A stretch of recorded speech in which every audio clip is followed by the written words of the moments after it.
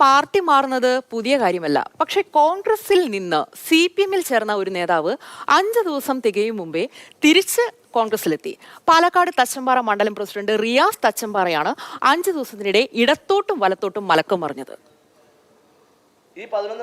സ്ത്രീകളോട് മോശമായി പെരുമാറിയെന്ന ആരോപണത്തെ തുടർന്നാണ് റിയാസ് തച്ചമ്പാറയെ കോൺഗ്രസിൽ നിന്ന് പുറത്താക്കുന്നത്. പുറത്താക്കിയതിനു പിന്നാലെ റിയാസിനെ CPM പൊന്നാടയിട്ട് സ്വീകരിച്ചു.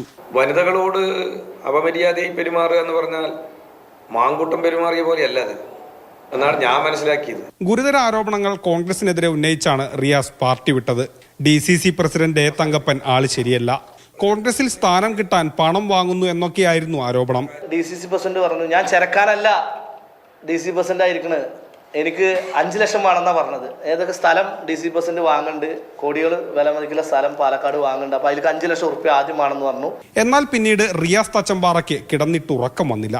വല്ലാത്ത ഹൃദയവേദന. ഏതായാലും 5 ദിവസത്തിനിപ്പുറം ഒരു ചാട്ടം തിരികെ ചാടി കോൺഗ്രസിനൊപ്പം എത്തി.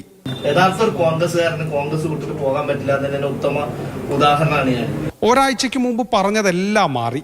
അന്ന് DCC പ്രസിഡന്റ് തങ്കപ്പൻ വില്ലനാണെങ്കിൽ ഇന്ന് റിയാസിന് DCC പ്രസിഡന്റ് പിതൃതുല്യനാണ്. കോൺഗ്രസ് പാർട്ടിക്കാരനായ ഒരു കോൺഗ്രസ്സുകാരനോട് ക്ഷമിക്കാൻ കഴിയുന്ന ഒരു DCC പ്രസിഡന്റാണ് തങ്കപ്പേട്ടൻ എന്നുള്ള കാര്യത്തിൽ മാത്രം നിങ്ങളിത് മനസ്സിലാക്കും. അന്ന് പറഞ്ഞതെല്ലാം ബാഹ്യപ്രേരണ കൊണ്ടാണ്.